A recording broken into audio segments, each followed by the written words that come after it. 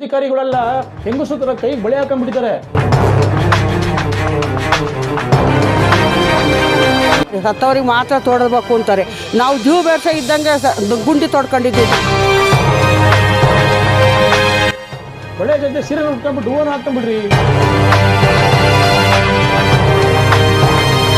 ಪಟ್ಟಣ ಪಂಚಾಯತಿಂದ ಮುಖ್ಯಮಂತ್ರಿಗಳ ಕಾರ್ಯದರ್ಶಿ ತನಕ ಕೂಡ ಅವ್ರು ಪತ್ರ ಬರೆದಿದ್ದಾರೆ. ವೈಜ್ಞಾನಿಕವಾದ ಚರಂಡಿ ವ್ಯವಸ್ಥೆ. ಹಳ್ಳ ಇರೋ ಕಡೆ ನೀರು ಹರಿಬೇಕೆ ಹೊರತು ದಿನ್ನೆಗಂತೂ ನೀರು ಹರಿಯಕ್ಕೆ ಸಾಧ್ಯ ಇಲ್ಲ. ಸ್ಥಳೀಯ ಶಾಸಕರು ಕೃಷ್ಣಪ್ಪ ಅವರು, ಸರ್ ನಿಮ್ಗೆ ಒಳ್ಳೆ ಹೆಸರಿದೆ ಸರ್ ನಿಮಗೆ. ನಮಸ್ಕಾರ ಆಲ್ ಇನ್ ಟಿವಿ ವೀಕ್ಷಕರೇ. ರಾಜಕೀಯದ ಪ್ರಭಾವಕ್ಕೆ ಮಂಡಿ ಹುರಿದ ಅಧಿಕಾರಿಗಳು ಮೂಲಭೂತ ಸೌಕರ್ಯ ಪಡೆದಕ್ಕಾಗಿ ಇಲ್ಲಿ ಸಾರ್ವಜನಿಕರು ಹರಸಾಹಸ ಪಡ್ತಿದ್ದಾರೆ. ಇದು ಯಾವ ರೀತಿ ಇದೆ ಅಂದರೆ, ಒಂದು ಕಾಲದಲ್ಲಿ ಬ್ರಿಟಿಷರು ನಮ್ಮ ಭಾರತವನ್ನು ಇವರೇನು ದಬ್ಬಳಿಕೆ ಮಾಡಿ ಇವರು ಆಡಳಿತ ನಡೆಸ್ತಾರೆ. ಆ ಒಂದು ಸಂದರ್ಭದಲ್ಲಿ ಗಾಂಧೀಜಿಯವರು ಅವತ್ತು ಏನು ದೊಡ್ಡ ದೊಡ್ಡ ಮಹಾತ್ಮರು ನಮ್ಮ ಭಾರತದ ಸ್ವತಂತ್ರಕ್ಕಾಗಿ ಹೋರಾಟ ಮಾಡಿದ್ರಲ್ಲ, ಆ ರೀತಿಯಲ್ಲಿ ಆ ರೇಂಜಲ್ಲಿ ಇವತ್ತು ಮೂಲಭೂತ ಸೌಕರ್ಯ ಒದಗಿಸ್ಕೊಡಿ ಅಂತ ಹೇಳ್ಬಿಟ್ಟು ಅಧಿಕಾರಿಗಳಿಗೆ ಮನವಿ ಮಾಡ್ತಿದ್ದಾರೆ. ಅಧಿಕಾರಿಗಳಿಗೆ ಜೋತ್ ಬಿದ್ದಿದ್ದಾರೆ. ಇಲ್ಲಿಯ ನಾಗರಿಕರು ಮುತ್ತುರಾಯ ನಗರ 1ನೇ ಕ್ರಾಸ್ನಲ್ಲಿರುವ ಚರಂಡಿ ಬಗ್ಗೆ ಕುರಿತಾಗಿ ಇವತ್ತು ಹರಸಾಹಸ ಪಡ್ತಿದ್ದಾರೆ. ನಾವು 40 ವರ್ಷ ಆಯಿತು ಈ ಬೀದಿಗೆ ಬಂದು. ಅವತ್ತಿಂದ ಇವತ್ತಿನವರೆಗೂ ನಮಗೇನು ರೋಡ್ ಇಲ್ಲ, ಒಂದು ನೀರು ಹೋಗೋಕೆ ಎಲ್ಲೂ ಜಾಗಿಲ್ಲ. ನಮ್ಮ ಸೈಟಲ್ಲೇ ನಾವು ಗುಂಡಿ ತೋಡ್ಕೊಂಡು ನಾವೇ ನೀರು ಬಿಟ್ಕೊತಾ ಇದ್ದೀವಿ. ಸ್ನಾನ ಮಾಡಿದ್ದು, ಬಟ್ಟೆ ಒಗೆದಿದ್ದು ಎಲ್ಲವ. ಅದು ಪಕ್ಕದವರು ಪಾಪ ಅವ್ರಿಗೂ ತೊಂದರೆ. ಅದಕ್ಕೆ ನೀರು ಹೋಗುತ್ತೆ ಅಂತ ಅವರು ಇದು ಮಾಡ್ತಾರೆ. ಹೋಗ್ಲೂಬಾರ್ದು ಅಂತ ನಾವು ಏನಾರು ಪಕ್ಕದಾಗ ಒಂದು ಸೈಟ್ ಐತೆ, ಆ ಸೈಟಾಗಿ ಪಾತ್ರೆ ತೊಳ್ಕೊಳೋದು, ಅಲ್ಲೇ ಸ್ನಾನ ಮಾಡ್ಕೊಳೋದು, ಅಲ್ಲೇ ಬಟ್ಟೆ ಒಗ್ಕೊಳೋದು, ಹಂಗೆ ಮಾಡ್ಕೊಂಡು ಹಂಗೆ ಕಾಲ ಹಾಕ್ತಿದ್ದೀವಿ ಸರ್.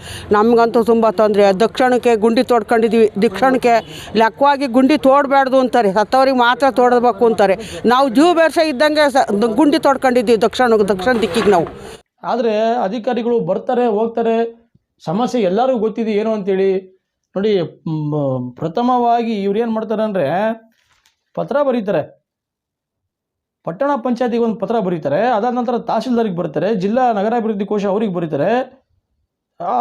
ಅಲ್ಲಿ ಏನೂ ಆಗದಲ್ಲೇ ಇದ್ದಂಥ ಒಂದು ಸಂದರ್ಭದಲ್ಲಿ ಮುಖ್ಯಮಂತ್ರಿಗಳ ಕಾರ್ಯದರ್ಶಿಗಳಿಗೆ ಬರೀತಾರೆ. ಅಲ್ಲಿಂದ ಕರ್ನಾಟಕ ರಾಜ್ಯ ಮಾನವ ಹಕ್ಕುಗಳು ಅಲ್ಲಿಂದ ತನಕ ಕೂಡ ಪತ್ರ ಬರೀತಾರೆ. ಆದರೆ ಏನೇ ಪತ್ರ ಬರೆದರೂ ಕೂಡ ಇದರಲ್ಲಿ ಸ್ಪಷ್ಟವಾಗಿ ಉಲ್ಲೇಖ ಆಗಿದೆ, ಇದು ಸಮಸ್ಯೆ ಇದೆ, ಈ ಸಮಸ್ಯೆನ ಕೂಡಲೇ ತಾವು ಬಗೆಹರಿಸಿ. ಅಲ್ಲಿ ಪ್ಲಾನಿಂಗ್ ಕೂಡ ಕೊಟ್ಟಿದ್ದಾರೆ. ಆ ಒಂದು ಬಡಾವಣೆ ಹೇಗಿರ್ಬೇಕು ಪ್ಲಾನಿಂಗ್ ಅಂತೇಳಿ. ನನ್ನ ಹೆಸರು ವಿನಯ್ ಅಂತ. ನಾವಿಲ್ಲಿ ಸುಮಾರು ಒಂದು 25 ವರ್ಷದಿಂದ ನಾವಿಲ್ಲಿ ವಾಸ ಆಗಿದ್ದೀವಿ. ಈಗ ಒಂದು ವರ್ಷದಿಂದ CC ರೋಡ್ ಮಾಡಿದ್ದಾರೆ, ಚರಂಡಿ ಮಾಡಿದ್ದಾರೆ. ಅದು ಅವೈಜ್ಞಾನಿಕವಾದ ಚರಂಡಿ ವ್ಯವಸ್ಥೆ. ಹಳ್ಳ ಇರೋ ಕಡೆ ನೀರು ಹರಿಬೇಕೆ ಹೊರತು ದಿನ್ನೆಗಂತೂ ನೀರು ಹರಿಯೋಕ್ಕೆ ಸಾಧ್ಯ ಇಲ್ಲ. ಇವ್ರು ಮಾಡಿರೋದು ಬಂದು ಕರೆಕ್ಟಾಗಿ ನಮ್ಮ ಮನೆ ಮುಂದಕ್ಕೆ ಬಂದು ಚರಂಡಿಗಳನ್ನ ನಿಲ್ಲಿಸಿ ಸ್ಟಾಪ್ ಮಾಡಿದ್ದಾರೆ. ಮುಂದಕ್ಕೆ ಅನುದಾನ ಆಗಿಲ್ಲ ಅಂತ ಅಂದ್ಬಿಟ್ಟು ರಾಜಕಾರಣಿಗಳ ಪ್ರಭಾವಿ ವ್ಯಕ್ತಿಗಳಿಂದ ಅವ್ರ ಮೇಲೆ ಹೊರೆ ಏರಿ ಮುಂದಕ್ಕೆ ಚರಂಡಿನೂ ಮಾಡದೆ, ರಸ್ತೆನೂ ಮಾಡ್ದಲೆ ಮುಂದೆ ಅವರು ತೊಂದರೆ ಮಾಡ್ತಾಯಿದ್ದಾರೆ. ನಾವು ಕಂದಾಯ ಕಟ್ಟಿದ್ದೀವಿ, 25ನೇ ವರ್ಷದ್ದು ಕಟ್ಟಿದ್ದೀವಿ, 24ನೇ ವರ್ಷದ್ದು ಕಟ್ಟಿದ್ದೀವಿ. ಪ್ರತಿಯೊಂದು ದಾಖಲಾತಿ ಇದೆ ನಮ್ಮ ಹತ್ರ. ಆಮೇಲೆ ನಾವು ಪಟ್ಟಣ ಪಂಚಾಯಿತಿಗೆ ನಾವು ಸುಮಾರು ಸಲ 2 ವರ್ಷದಿಂದ ಸುಮಾರು ಒಂದು 10 ವರ್ಷದಿಂದ ಅರ್ಜಿ ಕೊಡ್ತಾನೇ ಇದ್ದೀವಿ. ಇದು ಸಮಸ್ಯೆ ಅವಾಗಿಂದನೂ ಇದೆ. ಬಟ್ ಇವಾಗ ತುಂಬ ಅತಿರೇಕಕ್ಕೆ ಹೋಗಿದೆ. ಮನೆಗಳು ಜಾಸ್ತಿ ಆಗಿದೆ. ಮುಂದ್ಗಡೆ ಅವರು ಜಾಗ ಮಾಡಿಕೊಟ್ರೆ ಸಲೀಸಾಗಿ ಹೋಗುತ್ತೆ. ಇಲ್ವಾ ನೀರು ಯಾವ ಕಡೆ ಹೋಗಬೇಕು ಅನ್ನೋದನ್ನು ನಮಗೆ ದಾರಿ ತೋರಿಸ್ಬೇಕು ಅವರೇನೆ, ಬೇರೆ ಇನ್ನೇನಿಲ್ಲ. ಈಗ ಅಲ್ಲಿ ಸುತ್ತಮುತ್ತಲು ಮನೆ ಇದೆ, ಒಂದು ಶಾಲೆ ಇದೆ, ಚರಂಡಿ ನೀರು ಹರಿಬೇಕು. ಚರಂಡಿ ನೀರು ಹರಿಯೋದಕ್ಕೆ ಸುಗಮವಾಗಿ ರಸ್ತೆ ಇಲ್ಲ, ಅದು ಅರ್ಧಕ್ಕೆ ಬ್ಲಾಕ್ ಆಗಿದೆ. ಮುಂದೆ ನೀರು ಪಾಸ್ ಆಗ್ತಾ ಇಲ್ಲ. ಬರೋಂಥ ನೀರೆಲ್ಲ ಏನಾಗುತ್ತೆ ಅಂದರೆ ಅಲ್ಲಿ ನಿಂತ್ಕೊಂತ ಇದೆ. ಅದರಿಂದ ಚರಂಡಿ ನೀರಿನಿಂದ ದಿನನಿತ್ಯ ಬರತಕ್ಕಂಥ ಗಲೀಜು, ವಾಸನೆ, ದುರ್ವಾಸನೆ, ಇದರಿಂದ ಮಕ್ಕಳು ಮರಿ ಕಾಯಿಲೆ ಬೀಳ್ತಾ ಇದ್ದಾರೆ. ತಹಶೀಲ್ದಾರು ಮತ್ತು ಪಟ್ಟಣ panchayat officer, RI, food inspector ಎಲ್ಲರೂ ಬಂದು ಪರಿಶೀಲನೆ ಮಾಡಿರೋಂಥ ನಮ್ಮದು ದಾಖಲಾತಿನೂ ಇದೆ. ತುಂಬ ಸಮಸ್ಯೆ ಅನುಭವಿಸ್ತಾ ಇದ್ದಾರೆ, ನರಕಾಯತ ಅನುಭವಿಸ್ತಿದ್ದಾರೆ. ಅದಕ್ಕೆ ಸಂಬಂಧಪಟ್ಟಂತೆ ನೋಡಿ ನಮ್ಮ ಹತ್ರ ದಾಖಲಾತಿ ಕೂಡ ಇದೆ. ನೋಡಿ, ಜನಗಳಲ್ಲಿ ಕಾಯಿಲೆ ಬೀಳ್ತಿರೋದನ್ನು ಆಸ್ಪತ್ರೆಗಳಲ್ಲಿ ತೋರಿಸ್ಕೊಳ್ತಾ ಇದ್ದಾರೆ. ಸಂಜೀವಿನಿ ಪಾಲಿಕ್ಲಿನಿಕ್ ಅಂತ ಆಸ್ಪತ್ರೆಗೆ ಹೋಗಿದ್ದಾರೆ, ನಂಜಪ್ಪ ಕ್ಲಿನಿಕ್ ಅಂತ ಆಸ್ಪತ್ರೆಗೆ ಹೋಗ್ತಾ ಇದ್ದಾರೆ. ಜನಗಳು ಮಕ್ಕಳು ಮರಿ ಕಾಯಿಲೆ ಬೀಳ್ತಿದ್ದಾರೆ. ಸರ್ಕಾರಕ್ಕೆ ಕರೆಕ್ಟಾಗಿ ನೀವು ತಗೋಬೇಕಾಗಿರ್ತಕ್ಕಂಥ ಏನು ಕಂದಾಯ, ನೀವು ಸಂಪೂರ್ಣವಾಗಿ ಕಂದಾಯ ತಗೊಂತಿದ್ದೀರಾ ಈ ಒಂದು ಬಡಾವಣೆಯಿಂದ. 2024 12ನೇ ತಿಂಗಳು ಡಿಸೆಂಬರಲ್ಲಿ ಬಂದಿರೋದು. ಅವರು ಬಂದು ಹೋಗಿ 7-8 ತಿಂಗಳಾದ್ರೂ ಬಂದು ಏನೂ ಸಹ ಅವರು ಮುಂದೆ ಕಾರ್ಯಕ್ರಮ ಮಾಡಿಲ್ಲ ಅವರು. ರಾಜಕೀಯದ ಒತ್ತಡಕ್ಕೆ ಗಪ್ಚುಪ್ ಆಗಿದ್ದೀರಾ, ಬಾಯಿ ಮೇಲೆ ಪ್ಲಾಸ್ಟರ್ ಹಾಕೊಂಡ್ಬಿಟ್ಟಿದ್ದೀರಾ, ಬರ್ತೀರಾ ಹೋಗ್ತೀರಾ, ಪ್ರತಿಯೊಂದು ಸಮಸ್ಯೆ ನಿಮಗೆ ಗೊತ್ತಿದೆ. ಈ ಸಮಸ್ಯೆನ ಬಗೆಹರಿಸ್ಕೊಡಂತಾರೆ ಯಾರು? ಏನು ಅಷ್ಟು ಮಟ್ಟಿಗೆ ಪ್ರಭಾವ ಬೀರ್ತಾ ಇದ್ದಾನೆ ಆತ ವ್ಯಕ್ತಿ? ಆತ ಹೋಗಿರಿ ಮತ್ತೆ ಹೇಳ್ತೀನಿ ರೀ, ಯಾನ ಒಬ್ಬ ಮಾಡ್ದ ಅಂತೇಳಿ ಜನಗಳಿಗೆಲ್ಲ ಯಾಕೆ ತೊಂದರೆ ಕೊಡ್ತಾ ಇದ್ದೀರಾ? ಹೆಂಗ್ರೆ ಬದುಕಬೇಕಲ್ಲಿ ಜನಗಳು? ನೋಡಿ, ಇವಾಗಿನ ಜಸ್ಟು ಹಾಸ್ಪಿಟ್ಲಿಗೆ ಮಗಳಿಗೆ ಹುಷಾರಿಲ್ಲ ಅಂದ್ಬಿಟ್ಟು 3 ವರ್ಷದ ಮಗು ನೋಡಿದ್ದೀವಿ. ನಮ್ಮೊಬ್ಬರಿಗೆ ಏನು ಬೇಕಾಗಿಲ್ಲ, ಎಲ್ರಿಗೂ ಬೇಕಾಗಿರ್ತದೆ. ಇವಾಗ ನನಗಾಗಿದೆ, ನಾಳೆ ಅವರಿಗೂ ಬೇಕಾಗುತ್ತೆ. ಇದು ನಮ್ಮ ಯಾರ ಜೊತೆಗೆ ಆಗಲಿ ಯಾವ್ದಕ್ಕೆ ಆಗಲಿ ಕೇಳ್ತಾ ಇಲ್ಲ. ಇವರು ಯಾರೋ ಸ್ಥಳೀಯ MLA ಆಗಿರ್ಬೋದು. ಕರ್ನಾಟಕ ರಾಜ್ಯ ಮಾನವ ಆಯೋಗಕ್ಕೆ ಪತ್ರ ಬರೆದಿದ್ದಾರೆ. ನಿಮ್ಮನ್ನು ಕ್ಯಾಕರ್ ತುಬಕಂದು ಮಕ್ಕುಗಿದೆ ಅದರಲ್ಲಿ ಪತ್ರ ನೋಡಿದ್ದೀರಾ ನೀವು? ಏನು ಬರ್ತಿದ್ದಾರೆ ಪತ್ರ ಅಂತೇಳಿ? ಪತ್ರದಲ್ಲಿ ಏನು ಉಲ್ಲೇಖ ಆಗಿದೆ ಅಂತ ನೋಡಿದ್ದೀರಾ ನೀವು? ಸಮಸ್ಯೆ ಇದೆ, ಹೌದು, ಈ ಕೂಡಲೇ ಆ ಸಮಸ್ಯೆನ ಬಗೆಹರಿಸಿ ಅಂತ ಹೇಳ್ಬಿಟ್ಟು ಪತ್ರ ಬರೆದಿದ್ದಾರೆ. ನಿಮಗೇನು ಗೊತ್ತಿದೆಯಾ? ತಹಸೀಲ್ದಾರ್ಗೆ ಗೊತ್ತಿದೆಯಾ? ಇಲ್ಲ ಪಟ್ಟಣ ಪಂಚಾಯತಿಯವ್ರಿಗೆ ಗೊತ್ತಿದೆಯಾ? ನಗರಾಭಿವೃದ್ಧಿ ನಗರಾಭಿವೃದ್ಧಿ ಕೋಶ ನಿಮಗೆ ಗೊತ್ತಿದೆಯಾ? ಏನಾದ್ರು ಫಾಲೋಅಪ್ ಮಾಡಿದ್ದೀರಾ? ಅಲ್ಲಿಗೇನು ಹೇಳೋದು ಕೇಳೋರು ಯಾರು ಇಲ್ವ ನಿಮಗೆ? ಇವತ್ತು ರಾಜಕೀಯದ ಒಂದು ವ್ಯವಸ್ಥೆಗೆ ಅಲ್ಲಿ ವಾಸ ಮಾಡ್ತಿರ್ತಕ್ಕಂಥ ಜನಗಳಿಗೆ ದಿನನಿತ್ಯ ತೊಂದರೆ ಆಗ್ತಿದೆ. ಕೇಳೋಂಥ ನೀವೇನೇ ಏನೋ ಮಾಡೋಕ್ಕಾಗದಲ್ಲೇ ಹೆಲ್ಪ್ಲೆಸ್ ಆಗಿ ಕೂತಿದ್ದೀರಾ. ನಿಮ್ಮಂಥವ್ರಿಗೆಲ್ಲ ಅಧಿಕಾರಿ ಅಂತ ಹೇಳೋದಕ್ಕೆ ನಾಚಿಕೆ ಆಗುತ್ತೆ ರೀ. ಜಿಲ್ಲಾ ಉಸ್ತುವಾರಿ ಸಚಿವರಾಗಿರ್ಬೋದು, ಮತ್ತು MP ಆಗಿರ್ಬೋದು, ಮಾನ್ಯ ಮುಖ್ಯಮಂತ್ರಿಗಳು ಆಗಿರ್ಬೋದು, ಎಲ್ಲ ಇಲಾಖೆಯವ್ರಿಗೂ ಒಂದೊಂದು ಲೆಟ್ರು ಕೊಟ್ಟರು ಸಹ ಏನೂ ಆಗದಲೇ ಇರೋದ್ರಿಂದ ಇಲ್ಲಿ ಪ್ರಭಾವ ಜಾಸ್ತಿ ಇದೆ. ನಾವು ಕಂದಾಯ ಕಟ್ತಾ ಇದ್ದೀವಿ, ಎಲ್ಲ ಇದು ಮಾಡ್ತಾಯಿದ್ವಿ. ಮಾನವ ಸೌಕರ್ಯಕ್ಕೆ ನಾವು ಕೇಳ್ತಾ ಇದ್ವಿ, ಮೂಲಭೂತ ಸೌಕರ್ಯಕ್ಕೆ. ದಯಮಾಡಿ ಅದನ್ನು ನಮಗೆ ಸರಿ ಮಾಡಿಕೊಡ್ಬೇಕು. ಇವರಿಂದ ಪ್ರತಿಯೊಂದು ನಿಮಗೆ ಕಂದಾಯ ಸಂದಾಯ ಆಗಬೇಕು. ಗೋಗರಿತಾ ಇದ್ದಾರೆ ಜನಗಳು. ಅವ್ರ ಕಷ್ಟ ಕೇಳೋಂತಾರೆ ಯಾರು? ನಿಮ್ಮ ಕೈಲಿ ಆಗಲಿಲ್ಲ ಹೊರಟಾಗ್ಬಿಟ್ರೆ ಎಲ್ಲರೂ ಹಾಳ್ಬಿದ್ದು ಮಾಡಂತಾರೆ, ಬೇರೆ ಬಂದು ಮಾಡ್ತಾರೆ. ಯಾವನೊಬ್ಬ ವ್ಯಕ್ತಿಯನ್ನು ಪ್ರಭಾವ ಬೀರಿದೆ ಅಂತ ಹೇಳಿದ್ರೆ ಲೆಕ್ಕಗಳು ಪಟ್ಟಣ ಪಂಚಾಯತಿಯಿಂದ ಮುಖ್ಯಮಂತ್ರಿಗಳ ಕಾರ್ಯದರ್ಶಿ ತನಕ ಕೂಡ ಅವ್ರು ಪತ್ರ ಬರೆದಿದ್ದಾರೆ. ಸಮಸ್ಯೆ ಇದೆ, ಬಗೆಹರಿಸ್ಕೊಡಿ ನಿಮಗೆ ಸಮಸ್ಯೆ. ಕೇಳೋಂತಾರೆ ಯಾರು ಬರ್ತಾ ಇಲ್ಲ. ಅಧಿಕಾರಿಗಳೆಲ್ಲ ಹೆಂಗಸು ಥರ ಕೈಗೆ ಬಳೆ ಹಾಕೊಂಡ್ಬಿಟ್ಟಿದ್ದಾರೆ. ಬರ್ತಾರೆ ಹೋಗ್ತಾರೆ ನೋಡ್ತಾರೆ ಅಷ್ಟೇ. ಇವ್ರೇನೋ ಮಾಡೋಕ್ಕಾಗ್ತಿಲ್ಲ ಸ್ವಾಮಿ, ಹೆಲ್ಪ್ಲೆಸ್ ಆಗಿಬಿಟ್ಟಿದ್ದಾರೆ. ಬಳೆ ಜೊತೆ ಸೀರೆನ ಉಟ್ಕೊಂಡ್ಬಿಟ್ಟು ಹೂವನ್ನ ಹಾಕೊಂಡ್ಬಿಡ್ರಿ. ಇವೆಲ್ಲ ಅಧಿಕಾರಿಗಳು ಅಂತ ಹೇಳೋದಕ್ಕೆ ನಿಮಗೆ ನಾಚಿಕೆ ಆಗುತ್ತೆ ನಿಮಗೆ. ಅದ್ರ ಬಗ್ಗೆ ಏನಿದೆ ಅದು ಬಂದು ದೊಡ್ಡವರು ನೋಡಿ ಪರಿಶೀಲನೆ ಮಾಡಿ ಯಾವ ಕಡೆ ಹೋಗಬೇಕು ಏನು ಹೆಂಗೆ ಅಂತ ದಯವಿಟ್ಟು ಅದನ್ನು ತಿಳಿಸ್ಬೇಕು.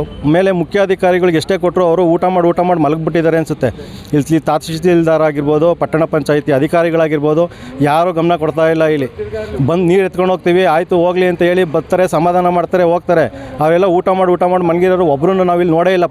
ಪಟ್ಟಣ ಪಂಚಾಯಿತಿ ಅಧಿಕಾರಿಗಳು ಕೆಲಸ ಮಾಡ್ತಾರೋ ಇಲ್ವೋ ಅನ್ನೋದೇ ನಮಗೆ ಇಲ್ಲಿ ಡೌಟ್ ಬಂದಿದೆ.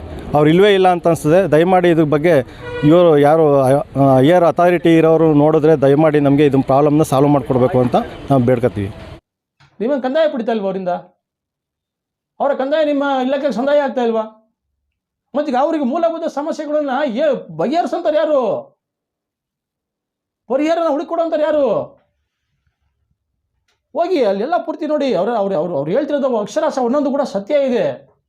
ನ್ಯಾಯಕ್ಕೆ ನೀವು ಜಯ ಕೊಡಿಸೋಂಥ ಕೆಲಸ ಮಾಡಿ ನೀವು. ನಮಸ್ಕಾರ, ನನ್ನ ಹೆಸರು ನವಾಬ್ ಅಂತ. ಇಲ್ಲಿ ಸುಮಾರು ನಾವು ಒಂದು 30 ವರ್ಷದಿಂದ ಇಲ್ಲಿ ವಾಸ ಮಾಡ್ತಾಯಿದ್ದೀವಿ.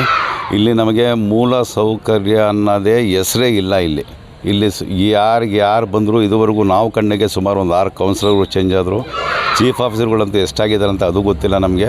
ಇಷ್ಟು ಜನಕ್ಕೂ ನಾವು ಮನವಿ ಕೊಡ್ತಾನೇ ಇದ್ದೀವಿ. ಮನವಿ ಕೊಟ್ಟರು ಯಾರೇ ಬಂದು ಇಲ್ಲೇನೂ ಒಂದು ಕೆಲಸ ಬಗ್ಗೆ ಆಗಲಿ ಏನೂ ಆಗಲಿ ಗಮನ ಹರಿಸ್ತಾ ಇಲ್ಲ. ಬರ್ತಾರೆ, ಬಂದು ನೋಡ್ಕೊಂಡು ಹೋಗ್ತಾರೆ. ಇಲ್ಲಿ ಸ್ವಲ್ಪ ಪ್ರಭಾವಿ ವ್ಯಕ್ತಿಗಳಿಗೆ ಬೇರೆ ಕಡೆಯಿಂದ ಪ್ರಭಾವಿ ವ್ಯಕ್ತಿಯಿಂದ ಅವರಿಗೆ ಪ್ರೆಷರ್ ಹಾಕಿ ಆಗ ಕೆಲಸಗಳು ಸಹ ಇಲ್ಲಿ ನಿಲ್ಲಿಸ್ತಾ ಇದ್ದಾರೆ. ಚರಂಡಿ ಬಗ್ಗೆ ನಾವು ಇದು ಮುಂಚೆನೂ ಹೋರಾಟ ಮಾಡಿದ್ವಿ, ರಸ್ತೆ ಬಗ್ಗೆನೂ ಸ್ಯಾಂಕ್ಷನ್ ಮಾಡಿಸಿದ್ವಿ. ಎಲ್ಲಾದರೂ ಸಹ ಇಲ್ಲೇನು ನಮಗೆ ಮಾಡೋಕ್ಕೆ ಯಾರೂ ನಮಗೆ ಆಸ್ಪದ ಕೊಡ್ತಾ ಇಲ್ಲ. ನಿಮ್ಮಂಥರಲ್ಲ ಅಧಿಕಾರಿಗಳು ಅಂತ ಹೇಳೋದಕ್ಕೆ ಕ್ಷೇಮ ಆಗುತ್ತೆ ರೀ. ಯಾವನೊಬ್ಬ ವ್ಯಕ್ತಿಯಿಂದ ಎಷ್ಟು ತೊಂದರೆ ಆಗ್ತಾ ಇದೆ, ಆತನ ಒಂದು ವಿದ್ಯಾಸಂಸ್ಥೆ ಇದೆ, ಅದ್ರ ಬಗ್ಗೆ ತಾವು ಮಾಹಿತಿ ತಗೊಳ್ಳಿ. ಯಾವ ಮಾನದಂಡದ ಮೇಲೆ ಅವರು ಏನು ವಿದ್ಯಾಸಂಸ್ಥೆ ಮಾಡಿದ್ದಾರೆ, ಆ ವಿದ್ಯಾಸಂಸ್ಥೆಗೆ ಏನೇನು ಮಾನದಂಡ ಬೇಕು, ಅವ್ರದ್ದು ಏನು ಲೂಪಲ್ಸ್ ಇಲ್ವಾ?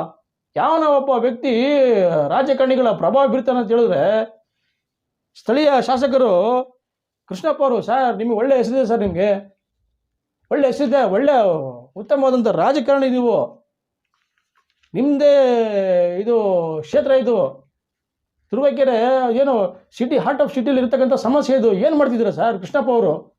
ನೋಡಿ, ಮಳೆ ಅಂತೂ ನೀರು ಬಂದರೆ ಮನೆ ಆ ಗಲೀಜು ನೀರೆಲ್ಲ ಇಲ್ಲಿಂದ ನುಗ್ಗಿ ಮನೆ ಒಳಗೆ ಸಂಪಲ್ಲೆಲ್ಲ ಸೇರುತ್ತೆ ನೀರು. ಇದನ್ನು ನಾವು ತಿರ್ಗಾ ನಾವು ಹೇಗೆ ಅದನ್ನು ಯೂಸ್ ಮಾಡಬೇಕು, ಅದನ್ನು ಇರೋ ರೋಗಗಳೆಲ್ಲ ಬರೋ ಚಾನ್ಸಸ್ಗಳು ಜಾಸ್ತಿ ಇದ್ದಾವೆ. ಇದರಲ್ಲಿ ಭಾಳ ಹಿಂಸೆ ಆಗೋಗಿದೆ. ದಯವಿಟ್ಟು ಇದಕ್ಕೆ ಸಂಬಂಧಪಟ್ಟ ಇಲಾಖೆಯವರು ಇದಕ್ಕೆ ಗಮನ ಹರಿಸಿ ಇದಕ್ಕೆ ಸರಿಯಾದ ಕ್ರಮ ತಗೋಬೇಕು ಅಂತ ನಾವು ಮನವಿ ಮಾಡ್ಕೊತಾ ಇದ್ದೀವಿ. ನೋಡಿ, ಯಾರೋ ಪುರಾಣಿಗಳು ಮಾಡೋದಂಥ ಕೆಲಸಕ್ಕೆ ನಿಮ್ಮಂಥ ಒಬ್ಬ ಹಿರಿಯ ರಾಜಕಾರಣಿಗಳಿಗೆ ಕೆಟ್ಟ ಹೆಸರು ಬರುತ್ತೆ. ನಾವು ಕರೆದು ಮಕ್ಕಳಿರಿ ಸರ್. ಮತ್ತು ಎಲ್ಲ ಜಿಲ್ಲಾ ಅಧಿಕಾರಿಗಳಿಗೆ ನಾವು ಮನವಿ ಕೊಟ್ಟಿದ್ದೀವಿ. ನಮಗೆ ಈ 8ನೇ ವಾರ್ಡ್ನ ಮುತ್ತೂರಾಯ ನಗರದಲ್ಲಿ ನಮ್ಮ 1ನೇ ರಸ್ತೆಯಲ್ಲಿ ನಮಗೆ ಮೂಲಭೂತ ಸೌಲಭ್ಯಗಳನ್ನು ಕಲ್ಪಿಸಿಲ್ಲ ಅಂತೇಳಿ ಅನೇಕ ಸಾರಿ ರಸ್ತೆ ಬಗ್ಗೆ, ಚರಂಡಿ ಬಗ್ಗೆ ಮತ್ತು ಒಳ ಚರಂಡಿ ಬಗ್ಗೆ ಎಲ್ಲ ಮನವಿ ಮಾಡಿದರೂ ಕೂಡ ನಿಮಗೆ ಮತ ಕೊಡೋಕ್ಕಿಲ್ವಾ? ಅವ್ರ ಮತಗಳು ನಿಮಗೆ ಬೇಕಾಗಿಲ್ವಾ? ನೀವು ಕೈ ಮುಗ್ದೇ ಇಲ್ವಾ? ಕಾಲಿಗೆ ಬಿದ್ದೇ ಇಲ್ವಾ? ನೀವು ಕೈ ಮುಗ್ದಿರೋ ತಪ್ಪಿಗೆ ಇವತ್ತು ನಿಮಗೆ ಕಾಲಿಗೆ ಬೀಳೋಂಥ ಪರಿಸ್ಥಿತಿ ಬಂದಿದೆ. ಅವರು ನಿಮಗೆ ಮತ ಆಗಿರ್ತಕ್ಕಂಥ ಮತದಾರರು ಸಮಯ ನಮಗೆ ತುಂಬ ತೊಂದರೆ ಇದೆ. ತುಂಬ ವರ್ಷದಿಂದ ನಾವು ನರಕಯಾತನೆ ಅನುಭವಿಸ್ತಾ ಇದ್ದೀವಿ. ಸರ್ಕಾರಕ್ಕೂ ಕೂಡ ನಾವು ಕಂದಾಯ ಕಟ್ತಾ ಇದ್ದೀವಿ. ನಮ್ಮ ಸಮಸ್ಯೆ ಕೇಳೋಂಥವ್ರು ಯಾರೂ ಇಲ್ಲ. ಅಧಿಕಾರಿ ಬರ್ತಾರೆ ಹೋಗ್ತಾರೆ ಅಷ್ಟೇ. ಅದು ಏನು ಪ್ರಭಾವ ಬೀಳ್ತಾನೆ ಗೊತ್ತಿಲ್ಲ. ಅದನ್ನ ಪ್ರಭಾವದಿಂದ ನಾವು ಸೋತಾಗ್ಬಿಟ್ಟಿದ್ದೀವಿ ಅಂತೇಳಿ ಒಬ್ಬ ವ್ಯಕ್ತಿಯಿಂದ ಇಡೀ ಜನಗಳು ಶಾಪ ಆಗ್ತಿದ್ದಾರೆ. ಆ ಶಾಪ ಏನಲ್ಲಿ ಸ್ಥಳೀಯ ಶಾಸಕರಾದಂಥ ಕೃಷ್ಣಪ್ಪರವ್ರು ನಿಮಗೂ ತಟ್ಟುತ್ತದು. ಸಾರ್ವಜನಿಕರು ನಾವೆಲ್ಲ ಹೋಗಿ ಇಲ್ಲಿ ನಾಗರಿಕರೆಲ್ಲವರೆಗೂ ಒಂದುಗೂಡಿ ಹೋಗಿ ನಾವು ಮನವಿ ಕೊಟ್ಟಿದ್ರು ಕೂಡ ಇಲ್ಲಿವರೆಗೂ ಕೂಡ ಬರೀ ಕಂದಾಯ ಮತ್ತು ಇವೆಲ್ಲ ಕಟ್ಸ್ಕೊಂತಾರೆ, ನೀರಿಂದೆಲ್ಲ ಕಟ್ಸ್ಕೊಂತಾರೆ. ಇಲ್ಲಿವರೆಗೂ ಕೂಡ ತಹಸೀಲ್ದಾರರು ಬಂದರು, ಚೀಫ್ ಆಫೀಸರ್ ಬಂದರು, ನಮ್ಮ ಮನವಿ ನೋಡ್ಕೊಂಡು ಹೋದರು. ಇಲ್ಲಿವರೆಗೂ ಕೂಡ ನಮಗೆ ಮೂಲಭೂತ ಸೌಲಭ್ಯಗಳನ್ನು ಕಲ್ಪಿಸಿಲ್ಲ. ಮುಂದಿನ ತಿಂಗಳು ಪ್ರತಿಭಟನೆ ಮಾಡ್ತಾರಂತೆ. ಅಧಿಕಾರಿಗಳು, ರಾಜಕಾರಣಿಗಳೆಲ್ಲ ಹೆಲ್ಪ್ಲೆಸ್ ಆಗಿಬಿಟ್ಟಿದ್ದಾರೆ. ಅವ್ರ ಕೈಲಿ ಏನೂ ಮಾಡೋಕ್ಕಾಗಲ್ಲ. ಇವರು ಆಟಕೊಂಡು ಲೆಕ್ಕಕ್ಕಿಲ್ಲ. ಸುಮ್ಮನೆ ರಾಜಕಾರಣಿಗಳು ಚುನಾವಣೆ ಬಂದಂಥ ಸಂದರ್ಭದಲ್ಲಿ ನಮ್ಮ ಹತ್ರ ಬರ್ತಾರೆ. ಅಧಿಕಾರಿಗಳು ಬೇರೆ ಬೇರೆ ಪ್ರಭಾವಕ್ಕೆ ಒಳಗಾಗಿಬಿಟ್ಟು ನಮಗೆ ಆಗ್ತಿರ್ತಕ್ಕಂಥ ಸಮಸ್ಯೆ ಬಗ್ಗೆ ನಮಗೆ ಕೇಳೋಂಥವ್ರು ಯಾರೂ ಇಲ್ಲ ಅಂತೇಳಿ ನಿಮ್ಮ ಯೋಗ್ಯತೆಗಳಿಗೆ ನಿಮಗೆ ಮಕ್ಕೂಗುದು, ಅಧಿಕಾರಿಗಳಿಗೆ, ರಾಜಕಾರಣಿಗಳಿಗೆ ಮಕ್ಕೂದು ಒಂದು ಪ್ರತಿಭಟನೆ ಮಾಡ್ತಿದ್ದಾರೆ. ಜನಗಳು ರೋಸ್ ಹೋಗಿದ್ದಾರೆ ರೀ. ಮುಂದಿನ ತಿಂಗಳು 11ನೇ ತಾರೀಕು ನಾವು ಇದೇ ರಸ್ತೆ ವಿಚಾರದಲ್ಲಿ ಮತ್ತು ಒಳಚರಂಡಿ ವಿಚಾರದಲ್ಲಿ ಮತ್ತು CC ರೋಡ್ ಮಾಡಿಲ್ಲ ಅಂತ ಹೇಳಿ ನಾವು ಒಂದು ಧರಣಿ ಸತ್ಯಾಗ್ರಹ ಕೂಡ ಹಮ್ಮಿಕೊಳ್ಳೋಕ್ಕೆ ತೀರ್ಮಾನ ಮಾಡಿ ಈಗಾಗಲೇ ಮನವಿಯನ್ನು ಕೊಟ್ಟಿದ್ದೀವಿ. ಇವತ್ತು ರಾಜಕೀಯದ ಒತ್ತಡಕ್ಕೆ ಅಧಿಕಾರಿಗಳು ಹೆಂಗಸರ ಥರ ಕೈಗೊಂದು ಬಳೆ ಹಾಕೋದೊಂದು ಕಮ್ಮಿ ಇದೆ ಕಣ್ರಿ. ಆ ಮಟ್ಟಕ್ಕೆ ತಮ್ಮನ್ನು ಕುಂಡಿಸ್ಬಿಟ್ಟಾರೆ. ಪಾಪ ಅಧಿಕಾರಿಗಳು ತಪ್ಪಿಲ್ಲ. ಇಲ್ಲಿ ರಾಜಕೀಯದ ಪ್ರಭಾವ, ರಾಜಕೀಯದ ಒತ್ತಡಕ್ಕೆ ಮಣದು ಸುಸ್ತಾಗಿ ಕೂತ್ಕೊಂಡ್ಬಿಟ್ಟಾರೆ. ಮಳೆ ಬಂದುಬಿಟ್ರೆ ನಾನು ತಿರುಗಾಡೋಕ್ಕಾಗಲ್ಲ. ಮನೆ ಒಳಗೆಲ್ಲ ಸಂಪೊಳಿಗೆಲ್ಲ ಚರಂಡಿ ನೀರು ಹೋಗಿ ಮೊನ್ನೆ ಎಲ್ಲ ರೋಗ ರುಜಿನಗಳೆಲ್ಲ ಶುರುವಾಗಿದೆ. ದಯಮಾಡಿ ನಿಮ್ಮ ಮುಖಾಂತರನಾದರೂ ಕೂಡ ಸಂಬಂಧಪಟ್ಟ ಇಲಾಖೆಯರು ತಕ್ಷಣ ಗಮನ ಹರಿಸಿ ಈ ಒಂದು ವಾರ್ಡ್ನಲ್ಲಿ ಆಗಿರ್ತಕ್ಕಂಥ ಒಂದು ರಸ್ತೆ ಆಗಿರ್ಬೋದು, ಚರಂಡಿ ಆಗಿರ್ಬೋದು ಮತ್ತು ಒಳ ಚರಂಡಿಯನ್ನು ನಿರ್ಮಿಸಿಕೊಡ್ಬೇಕು ಅಂತ ಹೇಳಿ ತತ್ಕ್ಷಣ ಈ ಒಂದು ಕೆಲಸವನ್ನು ಮಾಡಿಕೊಡ್ಬೇಕು ಅಂತ ನಾವು ಚೀಫ್ ಆಫೀಸರು ಮತ್ತು ಅಧ್ಯಕ್ಷರು ಮತ್ತು ಇಲಾಖೆಯವ್ರನ್ನ ನಾವು ಈ ಮೂಲಕ ಮನವಿ ಮಾಡ್ಕೊತಾ ಇದ್ದೀವಿ. ಹೌದು, ಪ್ರಭಾವ ಇದೆ. ಆ ಲೆಕ್ಕಾಚಾರ ಇದ್ದಂತ ಆ ಒಂದು ಸಂದರ್ಭನ ಫೇಸ್ ಮಾಡೋಕ್ಕಾಗಲಿಲ್ಲ ಅಂದರೆ ಕೆಲಸಕ್ಕೆ ರಾಜೀನಾಮೆ ಮಾಡ್ಬಿಟ್ಟು ಮನೆ ಹೊರಟೋಗ್ಬಿಡಿ. ಅಧಿಕಾರಿಗಳು, ನಿಮ್ಮ ಕೈಯಲ್ಲಿ ಪೆನ್ ಇದೆ, ನಿಮ್ಮ ಕೈಯಲ್ಲಿ ಅಧಿಕಾರ ಇದೆ. ನ್ಯಾಯಯುತವಾಗಿ ನ್ಯಾಯಕ್ಕೆ ನೀವು ಜಯ ಕೊಡಿಸೋದೇ ಕೆಲಸ ಮಾಡಿ.